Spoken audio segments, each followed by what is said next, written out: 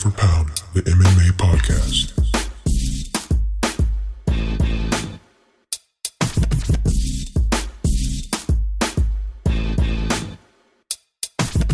And now, coming to the mic, your host, Jalen Walker.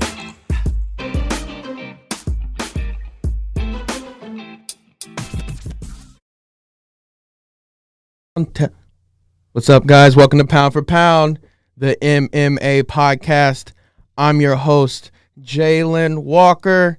If you're listening to the podcast via Spotify, Apple Music, or any other streaming platforms, please make sure you also check us out on YouTube and click that subscribe button.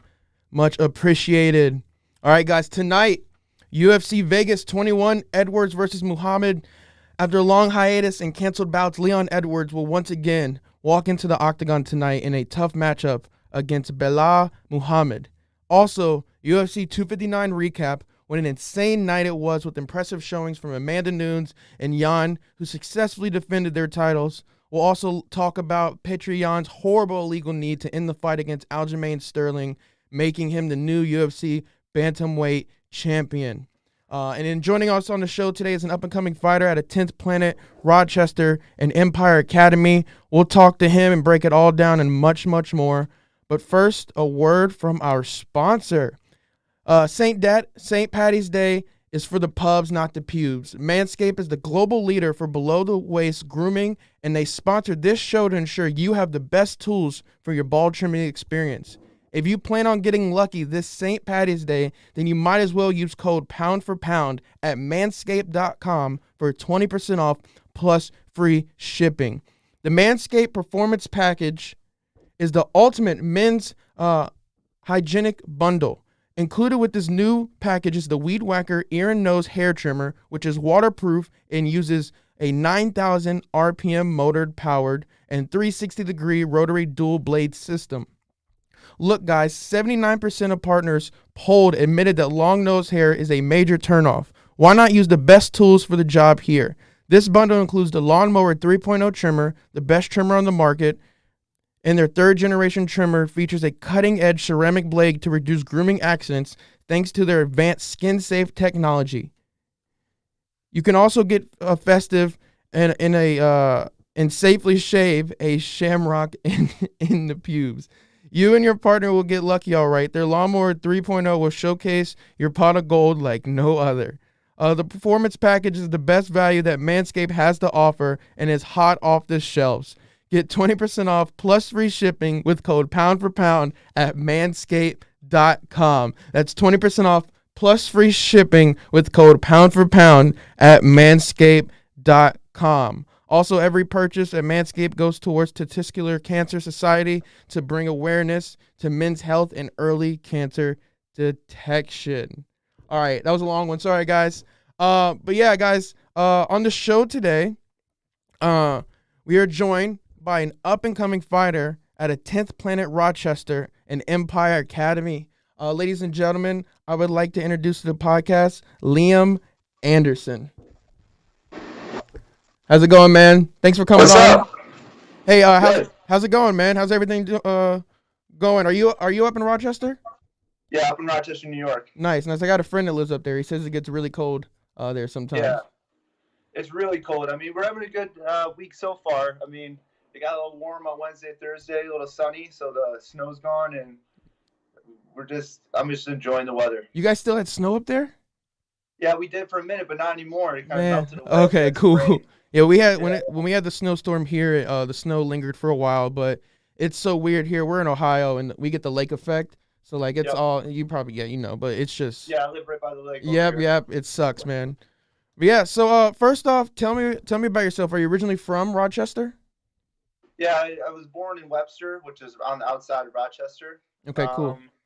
Been here my whole life. Wrestled growing up, middle school, high school. Graduated high school, realized I didn't want to go to college because, I didn't want to spend that kind of money, be in debt. Yep. I really always wanted to be a fighter, so I just didn't go and walked to an MMA gym at 18. Turned out the head coach was my modified wrestling coach, so he hooked me up. Shout out to Kyle Malone. Nice, man. Yeah, that gym closed down, and now I'm at Empire Academy in 10th Planet Rochester. Wait, what was that original gym name? The original gym? Elite Fitness and Martial Arts. Okay, yeah, that's the one that's on your SureDog account. That's why I asked you on Instagram. I wanted to make sure. So yeah, like we said, you fight at a 10th Planet Rochester and Empire Academy. How do you like these gyms, and who are some of your coaches? I know you just named one of them, but who are the other ones? My two coaches, well, I have three, is Chris Herzog, 10th Planet black belt, Juan McDonald, Bang Muay Thai black belt, and Josh Santana. Nice. I go love ahead. it there. That's awesome, man. Did you? I don't know if I'm wrong, but did you just get your purple belt not too long ago? Was it your purple belt or? I got my purple belt about 2 years ago. 2 years ago. Okay. Nice. And that was with 10th Planet, correct? Yes, that was the 10th Planet. Awesome, man. So how long have you been fighting? I know you said 18, but was it before that, early on? Yeah, well, I mean, if you count for wrestling, I've been wrestling since I was 14. Okay, nice. That's what I was going to ask. Did you wrestle in high school? Yeah, I wrestled in high school. I did okay in high school wrestling. I didn't really like wrestling. I just did it because I always had a vision of me doing mixed martial arts. So I didn't want to do it, but I knew I had to because I needed it for fighting. Yeah, Same exactly. thing if I was going to go to college, I wanted to go to college just to wrestle, not really to get a degree, which is silly, but I wanted to do it because I thought it would enhance my MMA game. Mm-hmm. That's understandable. But yeah, so yeah, a lot of it's so interesting to see some of the wrestlers that wrestled in high school and college, and how like their career choice is starting to become more like going into mixed martial arts instead of like Olympic wrestling. Like Henry Cejudo, he's one of the rare cases like with DC that did pursue the Olympics and then came to the UFC. But it's very interesting to see like the transition and the career options for these young wrestlers. Before MMA, it was like go to the Olympics or nothing. So now some people have some more options, and I think it's super cool and interesting. Do you rely heavily on your wrestling? I know you have a lot of submissions. We'll get into that here soon, but do you feel more comfortable on the ground or striking? Striking for sure. You know, awesome. I have a brown belt in karate, and awesome. That's where, you know, I've always been very fond of striking. You know, I kind of use my wrestling in reverse, but recently I've been playing around with trying to use my wrestling offensively and get to the ground because I got great jiu-jitsu too. You know, like being a pro belt in 10th Planet Jiu-Jitsu is no joke. Yeah, no, not at all. Serious. Yeah, so in my last 5 wins are by submission. So, I mean, people forget that, you know, I can strike too. Yeah, no, for sure. Do you find that with your experience, do you see yourself one day being full, like, I mean, you love to get the submission, but do you see yourself being full jiu-jitsu at one point? Like, you get in the ring, you're just trying to take him down immediately. Yeah, I can see that. You know, I actually don't love the submission. I love the knockout. I feel it. It ends up being that way. It's like, you know, I didn't like doing jiu-jitsu. I didn't like wrestling, but I knew I had to do them because I needed them. Yep. And if I didn't have that, I probably would have won those fights. Yep. And what I find from the guys I talk to and from my experience of my research and stuff, the fighters that come into the UFC that have a wrestling background tend to do way better than the fighters that just come in with a striking background, because it's way, I wouldn't say it's easier, but it's less complicated to get that striking down than it is to learn 10, 15 years of wrestling that these people have been doing, like yourself, that you've been wrestling since high school. You know what I mean? So it's a huge difference, and it's always interesting to see how fighters adapt. And I'm not saying fighters that come in that can't wrestle aren't going to be successful. That's not the case. That's happened multiple times. But I just see with wrestlers, it's an easier transition to MMA. Right. They get to dictate where the fight goes. Exactly. If they want to keep it standing, keep it standing. If they want to take it to the ground, they can take it to the ground. They got a huge advantage over everybody else. Yep. And they've had that. You guys have had that built up arm muscles and like shoulder muscles that are just different. Like, God, I'm gonna. Who's the guy? I don't know if you watched UFC last week. Islam. Yeah, Islam. His choke was insane. Did you see his back muscles? Dude, I've never seen. Like I was seeing. It didn't even seem like he had it all the way either. Dude. He had that bicep on the one side of the neck, and he just had the right angle to get that shoulder to the other side of his neck, and he got it. I mean, he must have a tremendous squeeze. Yeah, him and Khabib and all those guys, like they say there's men's strength and then there's Khabib strength. And like I think that guy has Khabib strength with him. Like it's just something in their DNA, man. Like they're so strong with their grips. That's what you get for wrestling with bears. Yeah, you're wrestling with mid-sized bears. That still blows my mind that he's just in a tracksuit as a kid, just wrestling with cubs and stuff, man. It's wild. They're built different. Dude, they really are. They really are. And it's so interesting and entertaining to see them fight. And some people don't like the ground game, which really upsets me because I feel like jiu-jitsu is so technical and it's so interesting to see you try to get that advantage on the ground with joints and by locking someone in. I think jiu-jitsu and groundwork is just as entertaining as someone coming out and landing 5 haymakers in a row. Well, it's because, some of the, if you don't like the ground game, you're a casual. Yeah. It's just because you don't understand what's going on. Exactly. You just think it's two guys laying down. You just don't have a trained eye for it yet. Yep, but the exactly. more you watch it, then you'll start to pick it up, and then you start to appreciate that kind of stuff. Yep. You're like, oh, that's the half guard. Oh, if he lets go of that half guard, he'll have more control in this right. It's so fascinating to me. It keeps me so engaged when we're on the ground. Some people just turn away and like start getting on their phone. I'm just like, what are you guys doing? Like, come on. Yeah, I mean, the sport's evolving. That's only.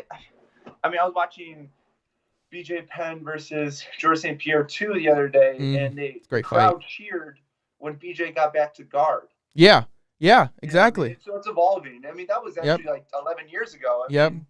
And also in China, the like I don't know if you saw the China card when Weili Zhang won the title against Andrade. Like if you realize like the crowd's reactions, they would react a lot more to transitions than actual striking. Because they're used to that style, like of like getting the upper hand, getting the guard, and they cheer and they see that as like more exciting. I'm not gonna say they're not gonna cheer for a knockout, but they understand what's going on because they've been enriched in that culture for so long of wrestling.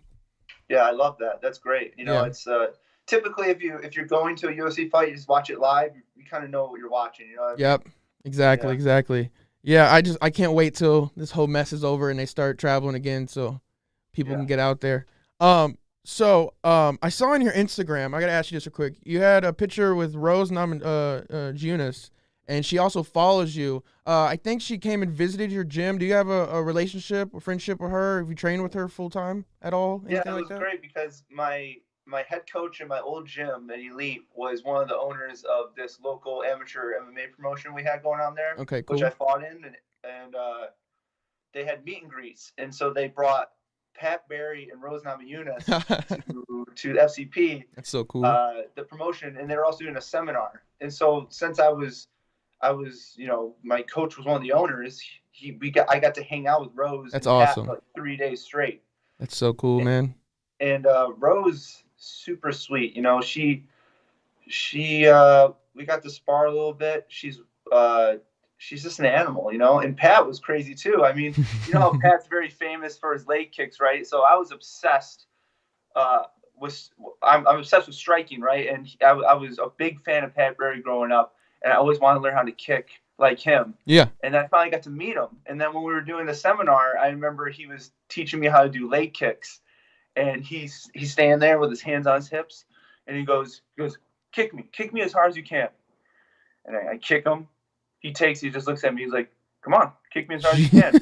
I kick him again. He's just standing there. He's like, this leg's been numb since '94, or something like that. And then he's like, this is how you kick. And he throws this leg kick so slow, probably like at 10%. And he's like, you gotta throw it heavy, not hard. And he threw it at 10%, and I could feel his shin bone dig into my femur. Ooh. And he threw about 3 of those at 10%, and my leg went numb. Yeah. It was crazy. He's a big dude too, man. He has a lot of power. It was to a fight, to be honest with you. It was just perfect technique and him throwing it heavy and not hard. Yep. It was crazy. Yeah, I mean, he's one of the greatest, I would say, lower leg kick athletes to ever be in the UFC. He is the guy. Like, for people that don't know who Pat Barry is, I don't know if him and Rose are married now, but I don't know. Yeah, he's the fiance of Rose. But he is a early UFC fighter, and he just has incredible power in his kicks. And man, it's something else. Like, just look up some Pat Barry YouTube. That's all I can pretty much say to the people watching. If you don't know who he is, he's a beast, man. He really is, and he's done a great job with Rose, with her head coach stepping back a little bit and letting Pat take the lead this past training camp. I think it really helped, and she looks great, man. I'm excited. I hope she fights Weili Zhang here soon. I hope they locked it. I don't know if they've locked that fight in or not yet.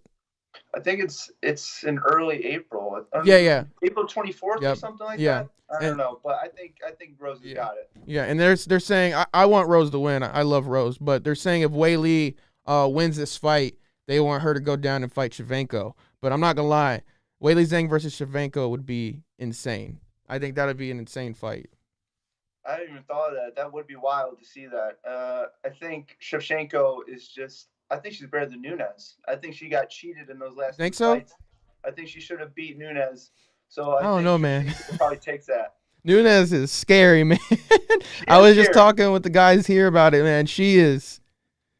Ooh, yeah, I'm cool. She can crack. I mean, she knocked out Cyborg. Yeah, in, 20 seconds or something like that. Yeah, dude, insane. She went full fledged. She didn't back down at all. She's a different breed. I mean, Shevchenko she can knock out grown men. She can knock out guys in the UFC. Yep, exactly. You're literally saying exactly what I was just saying 20 minutes ago. Like, she's so good, man. But nothing to take away from Shevchenko. Shevchenko's an amazing fighter. Her spinning back fist is like none other. Like, she's an outstanding fighter. But all right, on to you. Let's stop talking about other fighters. So as an amateur, you went 8-0. Tell me a little bit about that run and how you felt with it. It was great. I mean, I took a little bit of time between fights. I see a lot of amateurs, they'll get like 6 fights in like 2 years. You know, I was an amateur for 5 years. I wanted to be able to win some fights and then look at them and then take a lot of time off from competing and take that time to improve. So that's what I did in between fights, and that's why I was an amateur for so long, and I went 8-0. And you know, I treated it like it was my job since day one. And you know, I finished every fight at amateur. I didn't even go to the third round. I fought some tough guys later in my amateur career.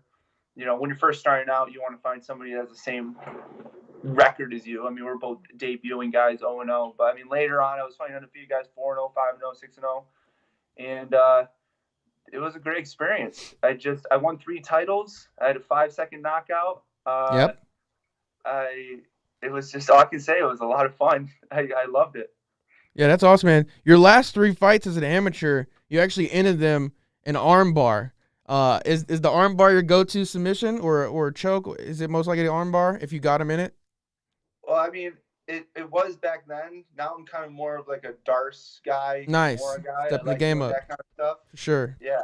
I like Darcing people. I mean, I won my last fight by Darce. I won my last jiu-jitsu tournament. I won by Darce and Kimura. Nice, man. So, but armbar, it seems to be like, I would just rep the hell out of armbars and triangles, and that's what I tend to get, you know. And it's like I can do it from anywhere. I can do it from my back. I can do it from on top. I can do it from pretty much anywhere. And people leave and when you got that glove on, you know, it's easy to get the armbar because that glove is kind of like a latch. Yeah. Yes. It's not going anywhere. So once it gets caught in that elbow crease, it's like without the glove, they can just slip it out. With the glove, it just kind of stays in there, and I'm able to armbar people. It's almost easy. Yeah. And then shoot, once you get it under the forearm, like Oliveira did against Tony, like it's over. I mean, Nunes even just did it to Megan last week.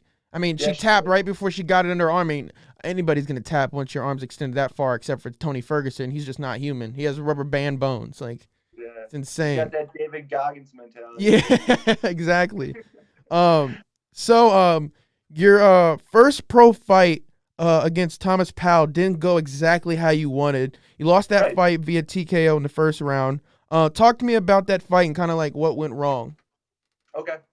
So, oh my God. It was a weird patch in my life, you know. I got a girlfriend and then, you know, I was kind of like, I was looking for a pro fight. I live in New York, so it's really hard to get professional fights around here because there is no local shows around here. Exactly. It's not a huge fight city. So goddamn high here that only the big promotions can come. Yep, so exactly. I wasn't able to get any kind of pro fight. I was searching, and I wasn't getting anything. And then finally, you know, Greg Gillespie, he actually hooked me up with Ring of Combat, which is the promotion I fought for in my pro debut. Yeah, so I went to ROC, and I was in the back I wasn't even nervous. I went Just 8-0 as chilling. an amateur. I was super confident, wasn't nervous.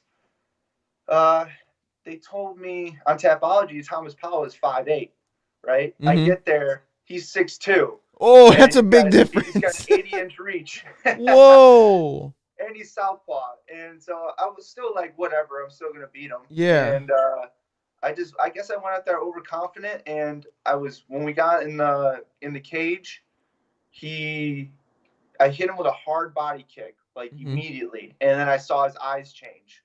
So then he went in for the attack because he was hurt. Yeah. And, he clipped me with a right hand over the top. I had my hand up like this, but hit me over the top of the head. Scraped it. Rocked me. I was kind of like, I was even thinking to myself, I'm good. And then that was the last time I remember. And then I got stopped with the left hand. Yep. So I think it was just underestimating him as well as not having much southpaw sparring partners. Yeah. But I'm not making any excuses. He was a better man that night, but I believe that I'm the better fighter, technically. Yeah, for sure. Yeah, it happens. It happens.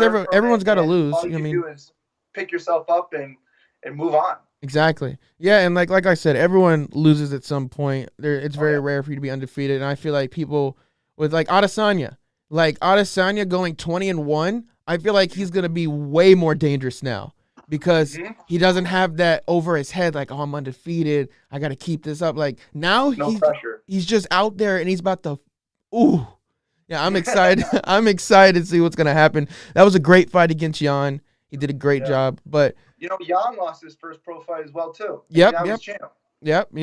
A bunch of guys have lost their first professional fight and have gone on to become champions. So exactly. It's no big deal as long as you forgive yourself for it and move on and don't linger on it, then you're good. Yep. To me, undefeated fighters is literally just a pay-per-view drawing at this point. It's just to get the people that really don't know about the fighter or UFC to be like, oh, this guy's 20-0. Oh, he's moving up a division. Oh, he's fighting at light heavyweight. This seems like something I'll fight. I'll watch. What are their names? And then they get interested into it. But people like us, like if there's a fighter that's 20-5 and we know how he lost those 5 fights and that they were close fights or it was just a fluke or it was a reference, like with John Jones should be undefeated because that's everyone knows that. So we all know that, but most people don't know that. And that's why I feel like the undefeated streaks are heading towards now, and like it's just more of a moneymaker. But who cares if you lost 1 or 2 fights? Like, you got 20 in your back pocket, you're good. Like, yeah, you're good, man. I agree with you completely. Yeah, I mean, and for fighters like you, like going 8-0 as an amateur isn't easy. Like, you know what I mean? That's your stage where you're learning your fundamentals. You're learning what you need to do to get that W. And you're very vulnerable in that moment. So to go 8-0 in there and to come and lose your pro fight, there's nothing wrong with that. Yeah, there's nothing wrong with that. I mean, you got to be a realist in this sport. Like, how many guys go undefeated, right? Like, besides Khabib and maybe he's ungodly. John should be undefeated. Yeah, you know what I mean. It's like, how many guys go undefeated? I mean, you got to look at it from a realistic point of view. I mean, you got to realize that if you lose, it's probably going to happen, but you can't, like I said, linger on. You just got to move on. Yep. It's like losing is a part of life. Like Dominic Cruz said it, right? Losing is a part of life. If you're not losing, you're not growing. Yep, exactly. And even Mike Tyson, Dana White was on his podcast the other day, and they were talking about Khabib. And they were like, what do you think Khabib should do? And Mike Tyson says, you go until you lose. And I like that. Like, I like that you should go and fight and try to reign supreme until someone comes and takes you off your pedestal. Because even if you retire 33-1, we still know what you did. We still know the champion you are and that you're out of your prime at that point and you lost. It's okay. I think we need to step away from the cliches of protecting records and just letting them fight and actually doing it. But for Khabib, it's other situations going on with him why he doesn't want to fight. Like honoring his mother's wish. Yeah. Dude, he's going to be possibly one of the best MMA coaches of all time from what he's doing now. Yeah, he coached Islam. He did corner Islam. I didn't know he was actually coaching. Yeah, that's what he's doing right now. Like his biggest thing right now is trying to get MMA into the Olympics. That's like his biggest drive right now, which is cool. I like that. But he's training these kids. He's not like their main coach, but he's there. Like, and I could see him transitioning into being a head coach because his knowledge is stupid good. Oh yeah, I mean, unbelievable. You know what I mean? I mean, you don't become lightweight champ and beat Conor McGregor and Dustin Poirier and Justin Gaethje knowing nothing. You know what I mean? You That gotta list know of a lot, names you is know? just insane. Like Oh yeah, he's got that. insane That's all you. resume. You don't even need to list anybody else. Those 3 names right there, the people he beat recently. Like that's just. He's so Oh good. yeah. I mean, And they he's fought each other and they had wars against each other, and Yep. Khabib made him look easy. Yeah, and that's the thing. When he gets in the octagon, it doesn't even look like a fight. It just looks like, hey, you get over here. I'm gonna put you in He's this corner. mauling him. Yeah, dude. I see why Dana White, and even Dana was like, I don't ever tell fighters they shouldn't retire because he believes that if fighters think about retirement, they should retire. But he's like, Khabib's the one exception because he is the greatest in the world at this moment, pound for pound. And I mean, people love to watch him. I do too. Like, he's so entertaining and so athletic. Yeah, I mean, I like watching him too. I mean, I like watching guys that can do the same thing over and over again and nothing can stop it. Yeah, exactly. You're dominant. You're very, very dominant. And I love that. So after your humbling experience, as we talked about with your pro debut, you bounced back almost a year later and defeated Tyler Bayer at Maverick MMA 13 via submission by choke 49 seconds into the fight. Was that a little bit of a redemption? You wanted to get in there and get the job done? Yeah, I mean, that camp was so hard. I mean, like, I trained every single day for that fight. How many weeks? Oh, it was probably like 10. Ooh. It was That's a long camp. Which is what I like. I'll take short notice fights if they were offered to me. Yeah, exactly. exactly. I would take them, but I mean, I like being able to prepare for a fight and leave no stone unturned. I feel that. I understand that. With Tyler Bayer, his previous fight before me, he fought Thomas Powell and beat him. Okay. The guy that beat me. So okay. I was like, okay, you know, I want to get some kind of redemption. If I can't fight Thomas Powell, I'll fight the guy that beat him. The next best thing, you know, in my opinion. So I was like, I'll fight Thomas Powell. And I went through a lot of crazy shit leading up to that camp. You know, girlfriend problems, money problems. Didn't have a car. It was in the middle of the winter. I'm riding my bike in the freaking snow every day to work, to training, back home, and it was just like a Rocky movie, in my opinion. I'm very proud of that experience, but it was not fun. It was so hard, but you know, I got through it, and I beat him in the 3rd round by submission by Darce, which we knew he was susceptible to because he lost his first his first loss in pro to Darce, to Kyle Dawkins, who's in the UFC now. Yep. So we repped that out, that Darce choke, for about 10 weeks, and we got him in the 3rd round with it. Yeah, man. It's fairly it's kind of a reoccurring thing, I believe, when fighters lose their first pro debut, and I feel like their second fight is when they're the most dangerous because they're like, we're here. I know I messed up, but look what I can actually do. I'm here. I'm ready. And I feel like most fighters, even if you win that first pro debut, I feel like that second and third fight is like some of their best fights. Like if you look back at like some of the fighters, like even Anthony Pettis, his first 3 like pro fights were absolutely insane. Like he was so in tune and so ready for it. But I love to see the bounce back. I love to see a fighter be able to come back and show what they're really made of, and showing that shit happens. You know what I mean? It's real life. You know what I mean? This isn't a video game. If you get hit with something, you're not gonna. I told myself that I lost. This isn't a fairy tale, man. Yeah. Like, you're human. Reality. Yeah, and I feel like fighters that have been knocked out fight differently and fight better compared to fighters that have never been knocked out. And I find that very interesting because it's kind of like you got the insight of what it's like. And you're like, I don't want to do that again. I don't want to go back to that space. Right. That was definitely the worst way you could have lost, but I just got it out of the way. Yep. You know what I mean? I don't have no fake, delusions of grandeur. You know what I mean? Yep. I'm a realist. You know what I mean? Like, I'm not going to just win a fight by, you know, having shitty preparation or any of that kind of stuff. You know, I got to go balls to the wall. You know, I can't just win on talent alone. I got to work hard. Exactly. Which I always have, but that just reinforces that thought for me. Exactly. Yeah, and that's a great mindset to have. Like, I feel like you're in the perfect space you need to be moving forward in your career, and that's awesome. So, What's next for you, man? What you looking to have any fights here soon? What's going on?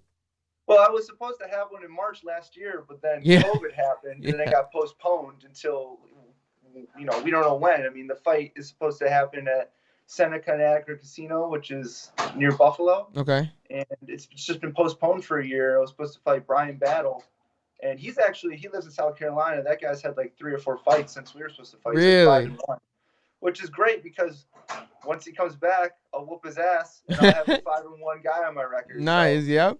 Exactly. What promotion is that with that you're gonna be fighting with? King of the Cage. King of the Cage again? Okay, cool. Yeah, King of the Cage is awesome, man. They do some good stuff. I'm in talks with some other promotions, but like I said, it's just hard. It's even harder now because of all the restrictions and what's going on. Like I follow on my Facebook pages. I'm looking for promoters to talk to and fight for them. I'm like, hey, I saw such and such needs a fight. I'll fight him.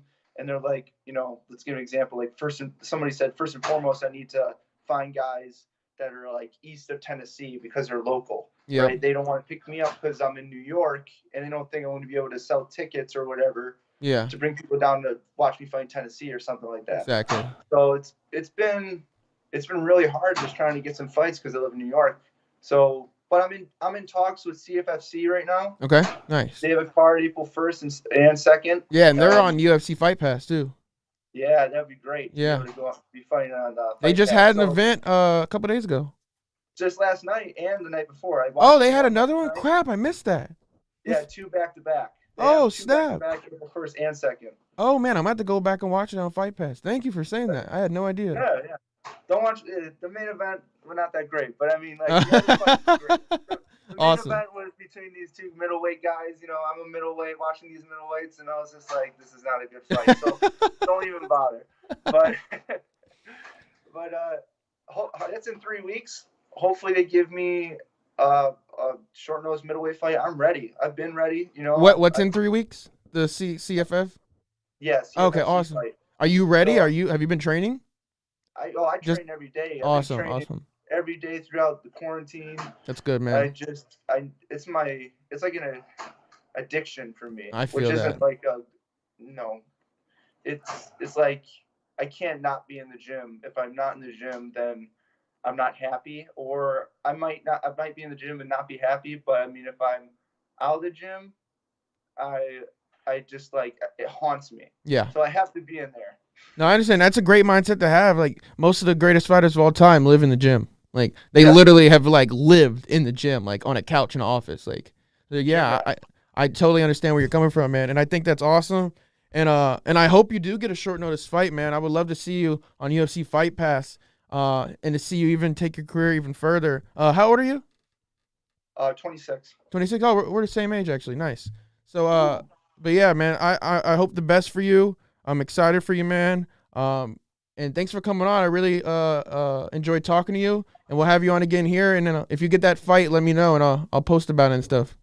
Awesome. I appreciate it. Thank you. Yeah. Thanks for coming on, man. Liam Anderson, everybody. Thanks, man. Have a good day. You too. Liam Anderson, a.k.a. White Widow. Appreciate you coming on the show, my man. Great talking to you. Look forward to seeing what he's going to do here in the future and to see where his career in MMA will take him. Excellent fighter, great attitude, great guy all around. All right, on to some news real quick. Let's see where we can start at. Let's get some news, and I'm going to break down UFC 259, and I'm going to hit this card, then we're going to call it. So first off, Matt Serra has retired from cornering his athletes. This all comes after Aljamain Sterling politely asked him not to be in his corner for his fight, seeing that Matt Serra was not there for most of his training camp. Serra had this to say: "My thing is, going forward, I think it's better to make an exit on a high note," Serra said on UFC Unfiltered, which is the UFC podcast. He said, "I will always be in the kid's corner, just not physically and not by my choice, by the choices that were made here. So I'm just going to go ahead and retire altogether from this corner thing." He said, "When people make consequences or make choices, there are consequences.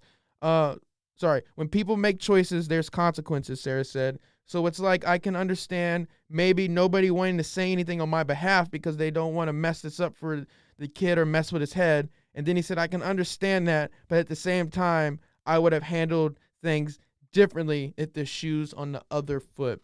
I understand both sides. I understand Matt Serra's side. I understand Aljamain Sterling's side. He's saying Matt Serra wasn't there for most of his camp. He just wants to keep it with the people over there. Matt Serra understands that, but he's basically saying I'm still a little butthurt, but I totally understand where they were coming from to keep his head in the right spot. So he's retired from cornering. Matt Serra would no longer be that one guy yelling on the side of the ring. You know what I mean? Like, I love Matt Serra, but we'll see what happens in the future. We'll see. That's all I'll say. We'll see. Tony Ferguson versus Manel Darush, targeted for UFC 262, May 15th. Tony Ferguson coming off that loss to Charles Oliveira. As we all know, Tony Ferguson was lined up to fight Khabib. That fight fell through. Some other fights fell through. And then he lost to Oliveira, which has pushed him down in the rankings tremendously. Tony Ferguson does not look like the Tony Ferguson from the mid-2010s and early 2010s. But we'll see. He might bounce back. Never going to put down Ferguson. He is a beast of beast. All right. UFC 259. Great night. Holy crap. Like, I told you guys it was going to be wonderful. Some surprising finishes, some horrible, disgusting finishes, and some just great wrestling and striking all around. Absolute phenomenal night. Thiago Santos started the main card out against Alexander Rakic. Rakic finished him in a decision. Sorry, not finished him. He won that fight in a decision. I think it was a unanimous decision. I could be wrong, but Thiago looked so just out of it. It didn't look like Thiago that we know. But Rakic has moved to 14-2. Congratulations to him. And then Islam Makhachev. We were just talking about him, me and Liam. But man, 19-1. This kid put Drew Dober in one of the most interesting submissions. Like Liam said, like, he didn't even look like he fully had it locked in, but then he just like had to give up. Like, Islam is so strong. He's a protege of Khabib right now. Khabib was in his corner. He's doing amazing things. And it's just only up from here. Like, he's a great fighter, 19-1 record. And I think he should get a chance at least in the top 5 or no, I wouldn't say top 5, but he needs to fight someone better than Drew Dober at this point. So we'll see what happens. He got that submission at 1 minute and 37 seconds in the 3rd round. And all right, we're going to take a little second for this.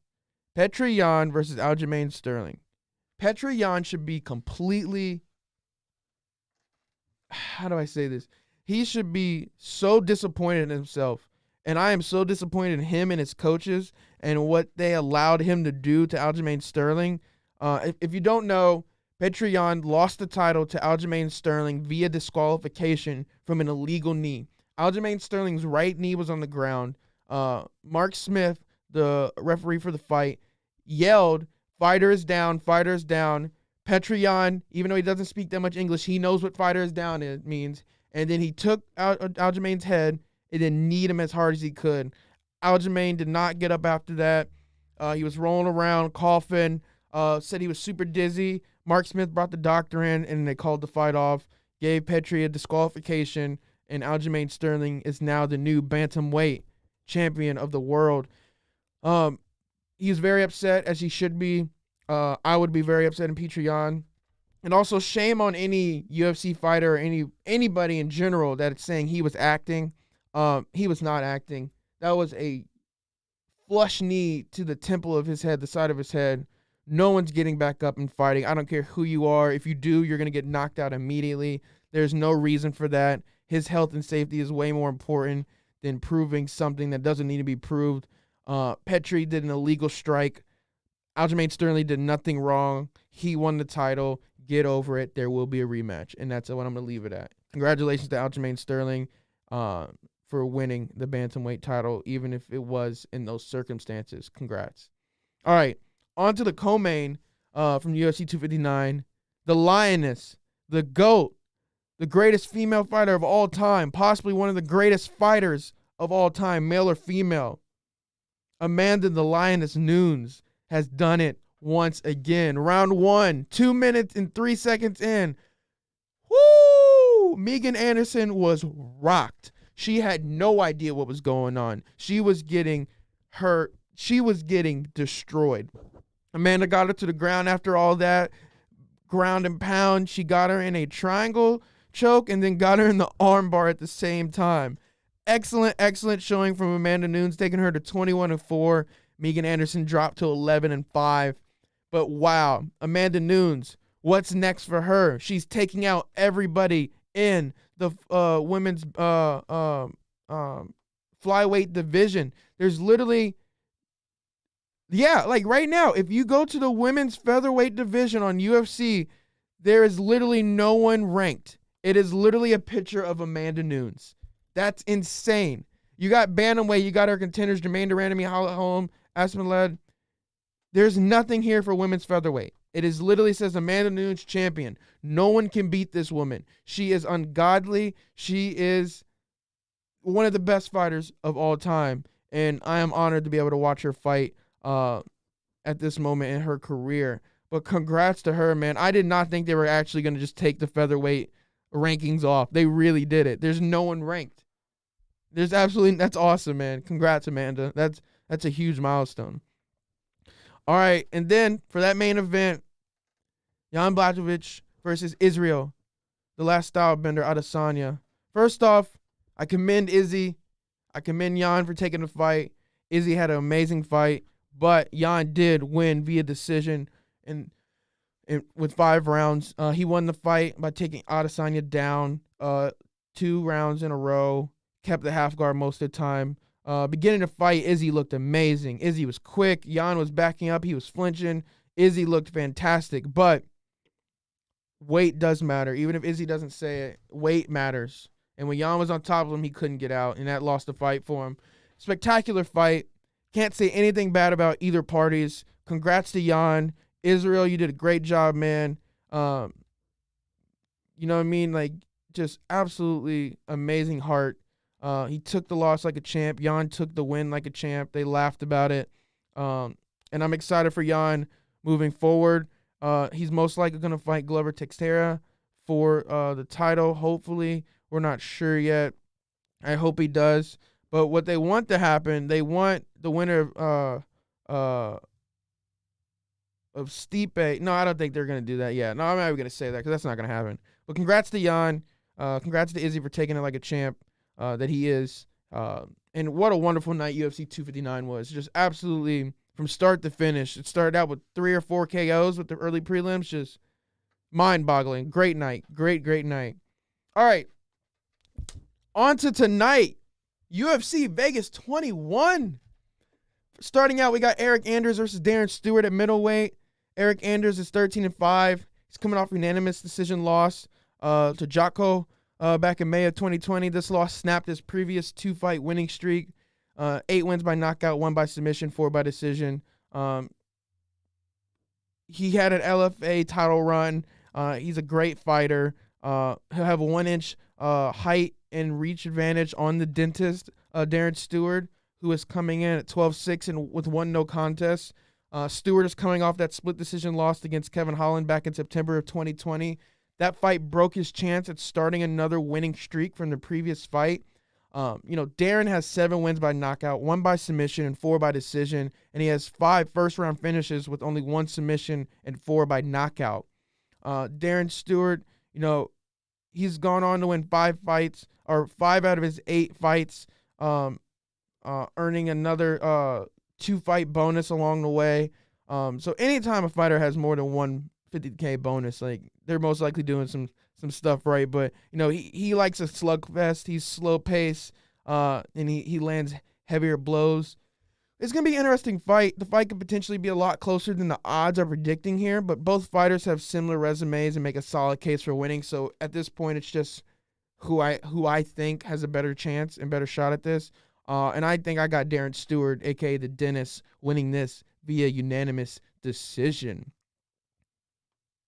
The next fight, we got Manel Kape versus Matthias Nicola. Manel is 15-5. He's a professional fighter with, like I said, 15 wins, 9 TKOs, 5 submissions, and they've all come by finishes. But, he trains at the famous AKA in Thailand Academy and has never finished by strikes, or he's never been finished by strikes in his professional career. He has a very solid chin. He's going to be very dangerous in his southpaw stance. And if he can check leg kicks from the Brazilian and can counter them, I think he has a great shot here. And he just needs to mix in some takedowns and steal some rounds from Matthias. Matthias is 15-3-1. He's a promising fighter. There's not a lot I can say about him, but he could be the future of the flyweight division. We'll see, but I don't know. He's got to collect some wins. And he's got to do a little bit more. But he has some great submission. His Japanese necktie over Alan Gabriel was absolutely phenomenal. He has a unanimous decision victory over Felipe Efrain. So very solid fighter here. But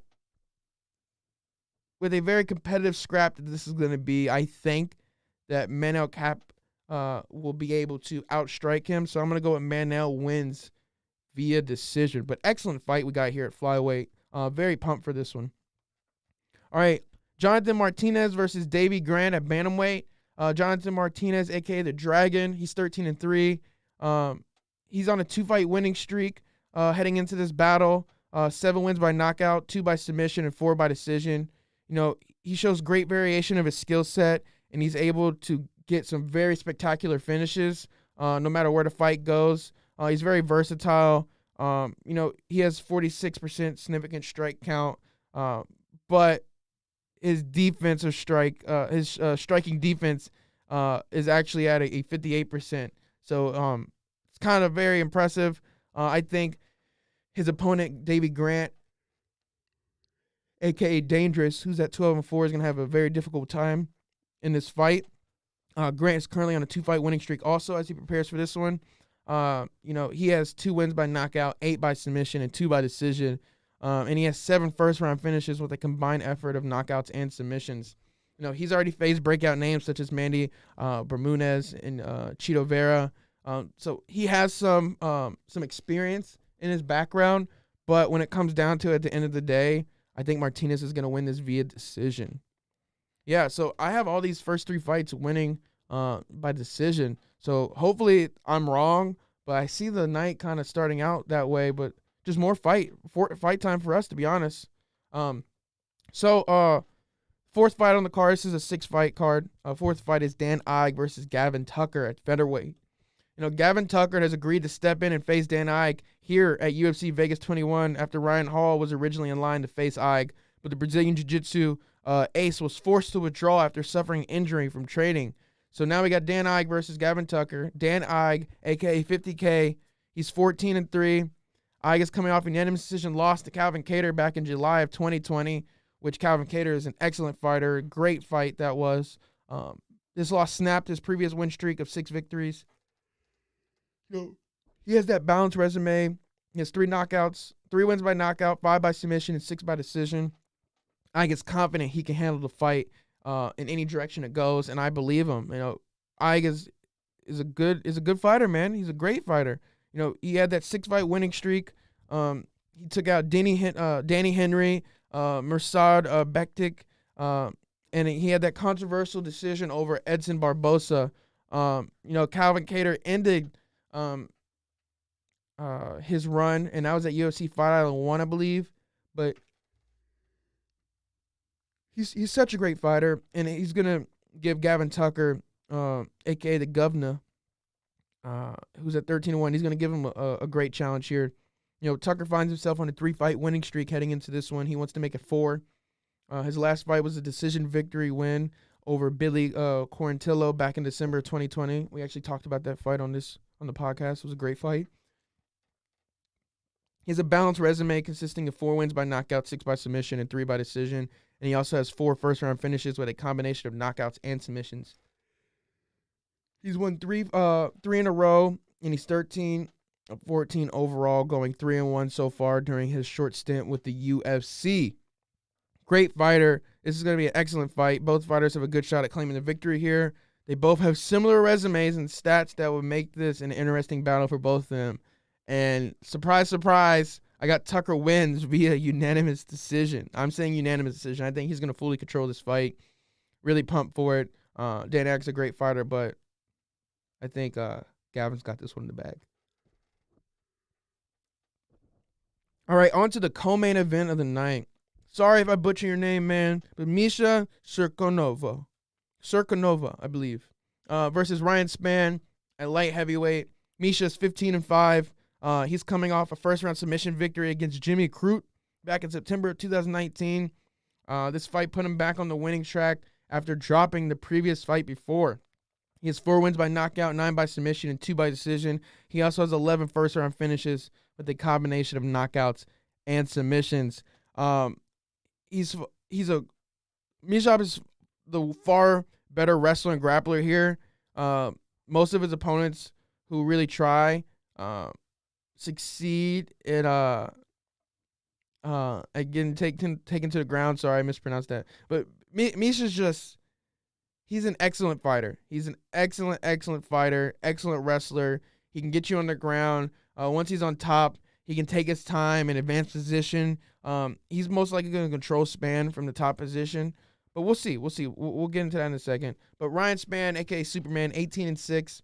He's coming into this one after a first-round loss to Johnny Walker back in September of 2020.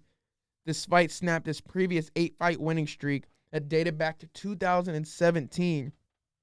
Spann is a quality pickup from the Contender Series, who has already advanced into the top 15. He's a great fighter, like I said. He brings a lot to the table, but going into this one, both fighters have put up some interesting numbers, and they both have great resumes. But Misha, I think, has a little bit more skill in this fight, and I think he's going to actually win this fight, TKO. I think this will be the first finish of the night. I think we're going to have 4 fights straight. The main card, first finish of the main card. I think we're going to go 4 decisions in a row, and then I think the co-main event's gonna get that knockout. All right. On to a fight I'm very excited for. Not as excited for the fight that was originally scheduled with Leon Edwards, but Leon Edwards versus Belai Muhammad at welterweight. Leon Edwards, a.k.a. Rocky, 18-3. He's ranked currently the best. He's the 3rd best fighter in the welterweight division. He's also on an 8-fight winning streak and will look to add another one to his list. He has 6 wins by knockout, 3 by submission, 9 by decision. There's a lot we can say about Leon Edwards right now. Great fighter. Supposed to fight Khamzat. Khamzat got COVID. Shout out Khamzat. Hope he's getting better. He's still battling with that. But Leon Edwards has had a pretty bad last year when it comes to the UFC. Couldn't get a fight. Couldn't get a fighter to stay. Was feeling disrespected. I honestly think him and Stephen Thompson should have fought to give Stephen Thompson a chance. But I understand this matchup. I'm very excited for it. Very excited to see what Leon's going to do here. He's won 8 straight fights and proved to be one of the toughest outs in the entire 170-pound division. He is among the elites. Without taking anything away from him, though, the numbers don't support the case for the people he's fought at his ranking, but he's ranked 3 because they know how dangerous he is, and he's going to put these people away, and I hope he gets the shot at the title run. You know what I mean? He's already beaten Kamaru Usman. I keep forgetting that. He's already beat the champion. So, we'll see what happens. This fight is interesting because combined, these two fighters have gone to the scorecards 26 times. Belai Muhammad, a.k.a. remember the name. He's 18-3. He's currently ranked the 13th best fighter in the welterweight division. Why this seems like a mismatch, 13 versus 3, it's kind of odd. But he finds himself cut on a 4-fight winning streak and looking to make noise in the division. He has 4 wins by knockout, 1 by submission, and 13 by decision. He only has 1 first-round knockout finish on his resume, which is somewhat expected since he has a majority of his wins by decision. But Muhammad is good everywhere and great nowhere, if that makes sense. Considered he turns 33 in July, I'm not sure we're going to get that much of what we've already seen from him. Nothing new or nothing that we haven't seen him do. So it's very interesting. But with Muhammad currently ranked 13th, Leon Edwards ranked 3. I think this is pretty clear cut. I don't think it's going to be a knockout, but I think Edwards will win via decision, and I'm very excited to see what this fight's gonna unfold for us. And I hope Leon Edwards gets the knockout. I'm very excited to see Leon Edwards back in the Octagon. I'm kind of like a little pumped, my heart gets beaten when I start thinking about the main event tonight. But yeah, great fights tonight. Prelims start at 5 p.m. on ESPN Plus, and then the main card starts at 8 on ESPN Plus. The prelim main event is actually Angela Hill, a.k.a. Angela Fight Every Weekend Hill, as we like to say, versus Ashley Yoder. So go ahead and tune in starting at 5 for early prelims. If you can't make the early prelims, the main event starts at 8 p.m., and they are both on ESPN Plus, and they are at the UFC Apex in Las Vegas. Ladies and gentlemen, Vegas 21 is tonight. Like I said, main event starts at 8 p.m. Shout out to Unanimous. Shout out to Manscaped. That's pretty much all we got for today. Tune in next Saturday. I believe it's UFC Fight Night. Yeah, Brunson versus Holland. That's going to be an exciting fight. I can't wait to break that one down next Saturday. We also got Bam Bam fighting that week too. So very exciting stuff coming up. But like I said, thanks guys. That's all we got for today. And thanks for tuning in. This is Pound for Pound, the MMA podcast, and I'm your host, Jalen Walker. Thanks guys.